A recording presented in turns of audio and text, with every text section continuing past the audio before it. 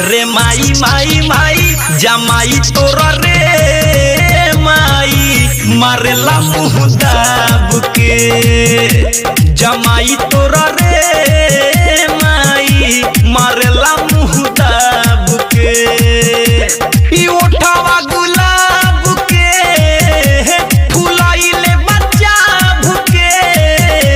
जमाई तोरा माई तो गलावा रे माई जमाई तोरा रे माई मारेला मुँह दाब के जमाई तोरा रे माई मारेला मुँह दाब के जमाई तोरा रे माई माई डीजे विकास रीगा सीतामढ़ी मारेला मुँह दाब के presented by lovely film production गबने के बेर से मुआना कोइले बायती रे रोज रोज देहिया के करे दूर गति रे आवेला रोज घरे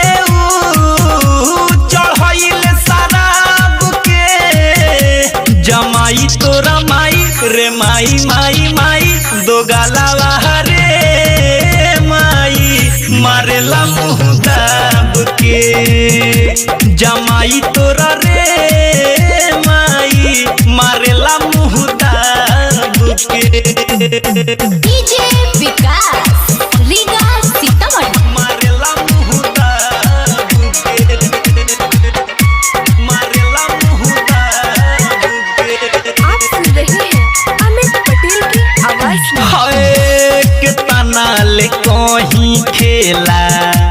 पियऊ मुकेश के तंग बानी हमरे माई रोज के कलेश से अमित दीवा करके आदत बा खराब रे जमाई तोरा माई दो गलावा रे माई दामाद तोरा रे माई मारेला मुँह दाब के ई ओठवा गुलाब के फुलाइले बच्चा भुके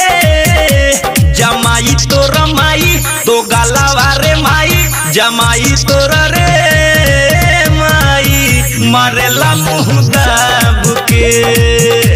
जमाई तोरा रे माई मारेला रोज दाब के